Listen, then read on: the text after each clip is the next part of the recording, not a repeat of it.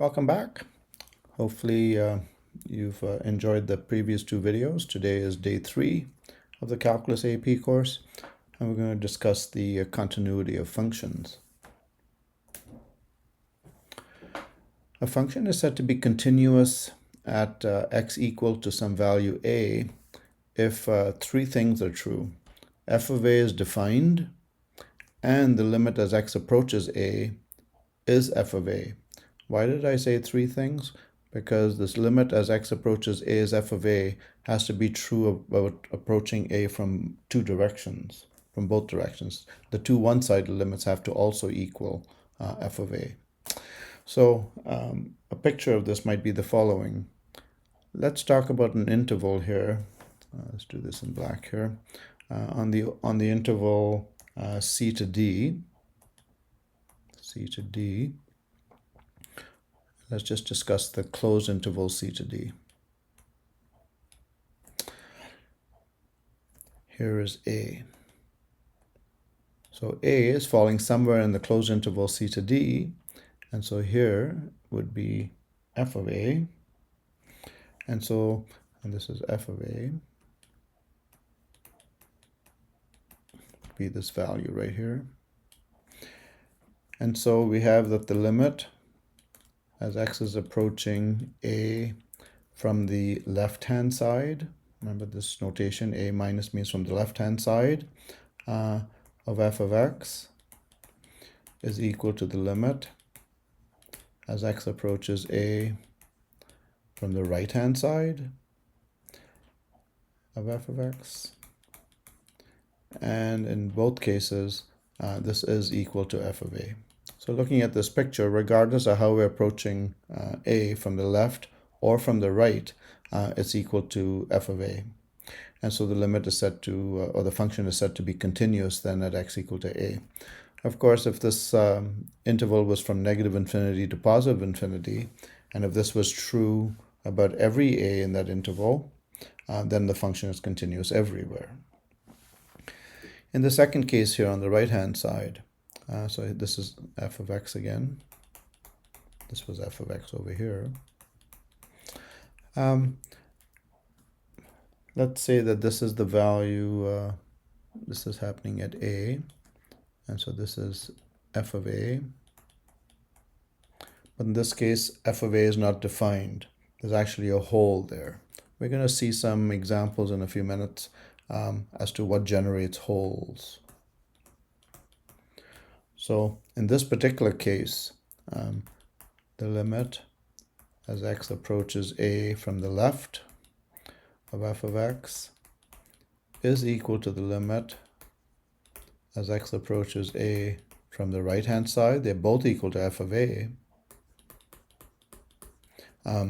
but these are not equal to f of a, because f of a is not defined. It actually has a hole there. As I say, we'll discuss what creates holes in a few minutes. So in this case, the function is not continuous. So not continuous. You can kind of tell intuitively that it's not continuous because there's a hole there. So a nice way of looking at continuity is, can I draw that f of x, namely this red line, without taking my pen off the paper? And the answer is no, because I'd have to make a jump across that hole. So not continuous. But if the first example here is continuous, because I can draw that red line in one fell swoop without taking my pen off the paper. In this third case, once again, I can't draw this the two red lines without taking my pen off the paper, so the function is said to be not continuous. This is not continuous. And why is that? Well, that's two reasons. The main one, I suppose, is that as this is a here, that the limit of f of x as x approaches a from the left-hand side is this value right here, whereas so that's whatever that value is, whereas the limit as x approaches a from the right-hand side of f of x is equal to whatever that y value is, and these two limits are not equal to each other, right? These two things are not equal, and so the two one-sided limits have to be equal, and f of a have to be defined equal to those limits for it to be continuous. So again, we have a non-continuous case. And likewise here, I can't draw these two red lines without taking my pen off the paper. So this is not going to be continuous. And the algebraic way of saying this would be that the limit as x approaches, in this case, 0 from the left of f of x, in this case happens to be negative infinity. And we saw this in the previous day of the calculus course. And the limit as x approaches 0 from the right-hand side of f of x is positive infinity. These are not equal, and so not continuous. Okay, because the limits would have to be equal to each other. All right. Now let's take a look at a piecewise function. F of x has been defined to be x squared minus 3, but on the domain x less than or equal to negative 1, and it's equal to x minus 1 if x is greater than negative 1. What does this look like? Well, x equals negative 1 would look like this, but it would only look like that for x greater than negative 1. I'm going to shorten this line then, so it ends there. And it says strictly greater than negative 1, and so there's a hole here at the moment. Oh, it's hard for me to draw this hole here. Right here. But it's equal to x squared minus 3. Now what does x squared minus 3 look like? Well, it would go through negative 3 on the y-axis. I'll draw this in a different color just for the contrast. And it would come down like this and go through there like that. But it only looks like that for x less than or equal to negative 1. So this piece of the graph is not there. But it says less than or equal to negative 1. Well, if I put negative 1 into that function, f of negative 1 would be 1 minus 3, which is negative 2, which is the same value I get if I put x equal to negative 1 into the linear portion here, because negative 1 minus 1 is also negative 2. And so this hole is effectively getting plugged by that. I should have drawn this more like a parabola here. Let me just fix that, because it is parabolic.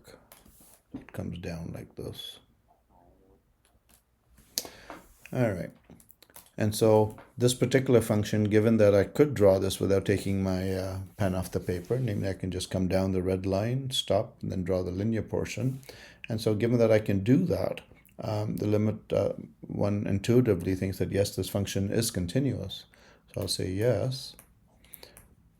And again, if we use the limiting arguments, the limit as x approaches negative 1 from of f of x from the left-hand side, that happens to be, if I put negative 1 in there, I get negative 2.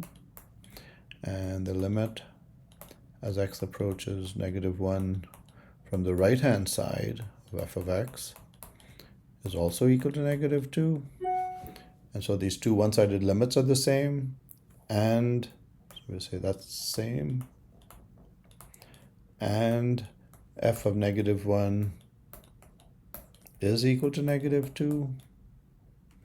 And so the function is continuous, because it satisfies all the requirements of continuity.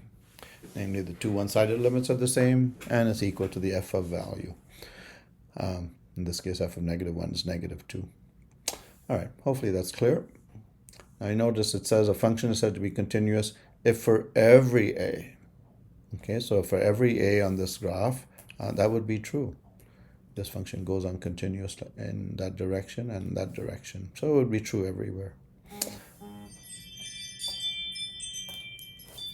Next, let's determine the continuity of these functions. Now, I don't know exactly what that looks like, but I can tell the n, given its quartic, I know that this function goes from q2 to q1. And so, it may potentially have 3 zeros. I can see 0 as one of them. And so maybe it looks like, something like this. But there's no place where it would not be defined. So no matter what I put in there for x, I'll get some y value. And so this function, you can tell just from the graph, is continuous. US. All right, the next one. Before you go graphing things or trying to figure out, analyzing this thing, you should always, especially if you see a quadratic, see if it factors. And this one does. It factors into x minus 7 and x plus 3 all over x plus 3. And these x plus 3's would cancel. And so the behavior of this function is it's resulted in x minus 7. And so x minus 7 would look like this, right, going through negative 7 on the y-axis there. However, at x equal to positive 3, if I put 3 into the linear portion, which is left, I get 3 minus 7, which is negative 4. And so at this point right here, right there, at 3, negative 4, is a hole. As I said in the previous screen, I was going to cover this. So the hole is created there because even though I've done this division here or canceling of x plus 3's, the assumption there was that x was not negative 3. Oh, I put this on the wrong side. Oops, let me just fix that. That should be on the other side. So let's draw this again. So if x was negative 3, because that's where the hole would exist, I get negative 3 minus 7 would be negative 10. So it's actually down here. So the hole is there at negative 3, negative 10. And so I wouldn't be able to draw this graph without taking my pen off the paper, because there's that hole over there. I'd have to make a jump. And so this function is not continuous. Not continuous. This next one, it's the same expression as in question or part B here, but I've told you that f of negative 3 is defined to be negative 10. So if you do that, you are effectively plugging the hole. Right? Plugging the hole.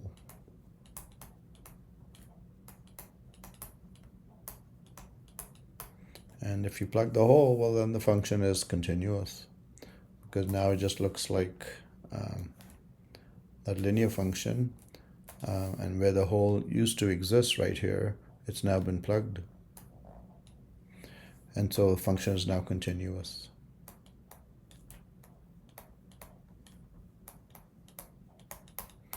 This is said to be, if you define f this way, this is referred to as a removable discontinuity.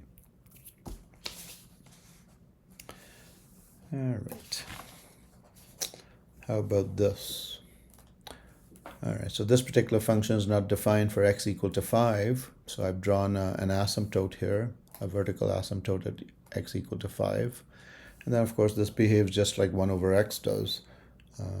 So it ends up looking like this. And as you can see, this function is not continuous, because I couldn't draw those two lines that I just did without taking my pen off the paper. The next example, h of x is defined to be 3, the line 3, if x is less than 2. So let's assume that this is at 2 and strictly less than. So this is a hole over here, and then this is the graph, right? It's equal to, this is the value 3. So h of x is equal to 3 for x less than 2, and it's equal to 2 minus x cubed if x is greater than or equal to 2. Well, if you'll recall, x cubed looks like this. Negative x cubed, right? Negative x cubed would be a reflection in the x-axis, and so it would look like this. And then if I add 2 to it, then it just moves it up 2. So it'll end up looking like, well, it's only defined for that. So it'll end up looking like this portion here. So this will be coming down like this.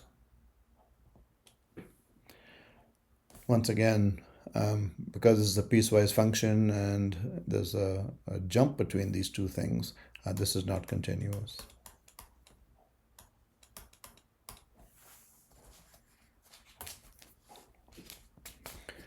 So what are all the different kinds of, removable? Well, let's just discuss another removable discontinuity.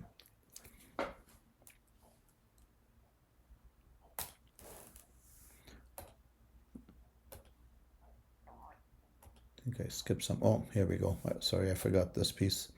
So a summary of the three types of discontinuities are: one, we've seen a hole. Secondly, vertical asymptote. Asymptote. And lastly, a jump, which was the last example we just looked at. Now let's take a look at removing another discontinuity. I've graphed this particular function, and there's an asymptote here at, well, actually there would be two of them, one would think, because x can't be negative 3 or positive 3, because it makes the denominator 0.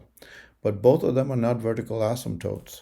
Why? Because the top part factors. And so this ends up being x minus 3 times the quadratic factor is x squared plus 3x plus 2. And on the bottom, we have a difference of squares, x squared minus 9, so that's x minus 3 times x plus 3. And so the x minus 3's cancel. And so really, this function just behaves like this piece. And looking at that, it only has the one asymptote, namely at negative 3, and hence the red dotted line I've drawn there. Now, what happened at x equal to 3? Well, if you look very closely at x equal to 3, I'll just sort of highlight this here with a circle. If you look carefully inside that circle, you can see there's a pixel missing on the screen. Whoops, right there. Right in the middle there. And that corresponds to the hole corresponding to x equal to 3. Because you'll recall, as you can see on the left here, I've done the cancelling of x minus 3's. And so that's the assumption that x is not 3. And we can see that x can't be 3, because we'd end up with that hole. All right, so as it stands, this function is not continuous. So the question below here says, can we define a piecewise function g of x, which is continuous at x equal to 3? Well, we could, I suppose. We could say g of x is just equal to that expression up above there, namely f of x, so long as x is not equal to 3, and define g of x to be equal to, well, what number should we put in here to plug that hole? Well, to do that, just put 3 into, 3 into this expression. So 3, if I put that into this blue circle thing here, would be 9 plus 9 plus 2, all divided by x is 3, so that would be 6. And so that comes to 18 and 2, which is 20 over 6, which is 10/3. And so if we define g of x to be 10/3, if x is equal to 3, we've now effectively plugged that hole.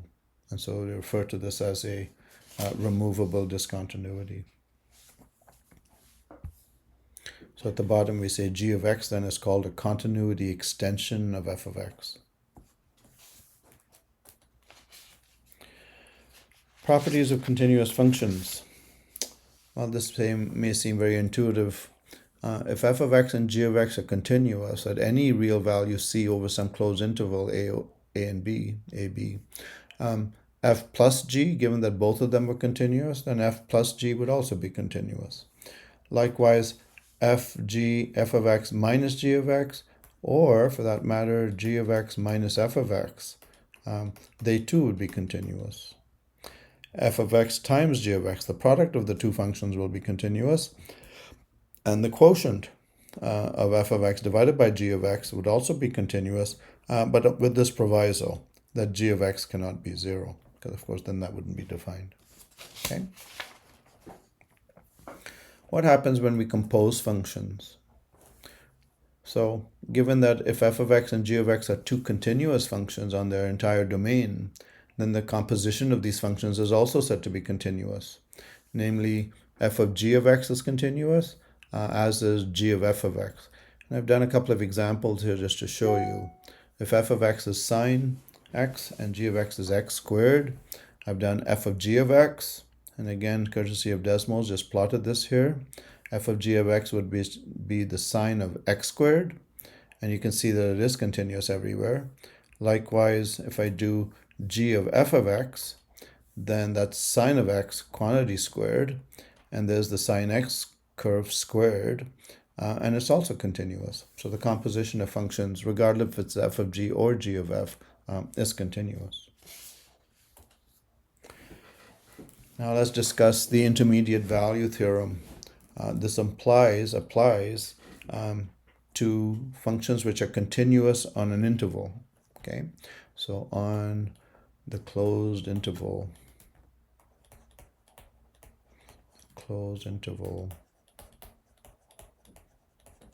AB.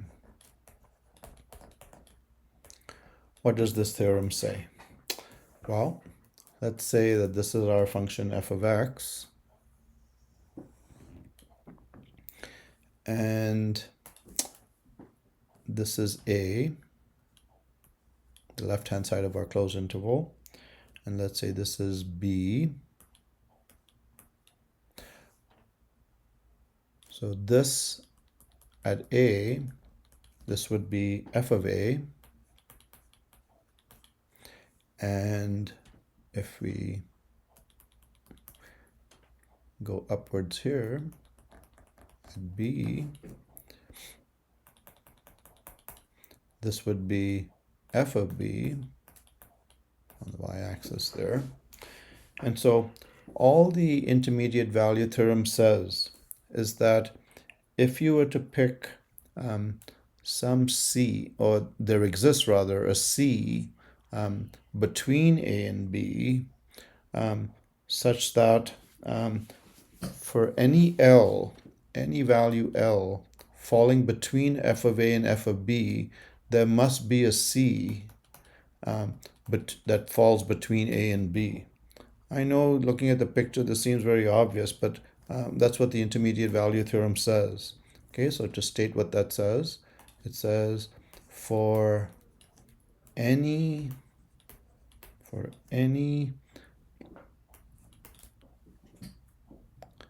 L which falls between f of a and f of b, there exists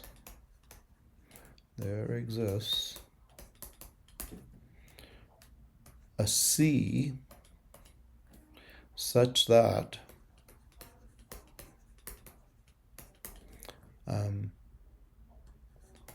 f of c is equal to L. I suppose I should say there exists a c in AB, inside that interval, such that f of c is equal to L. Now this would only be true so long as that function is continuous. If there was a hole there, then this f of c may not even be defined. So this is really the intermediate value theorems corresponds to or refers to specifically continuous functions. This concludes the lesson on limits involving continuity. Thank you for watching, and keep watching, because we'll be adding new lessons in the future as time permits. Thank you.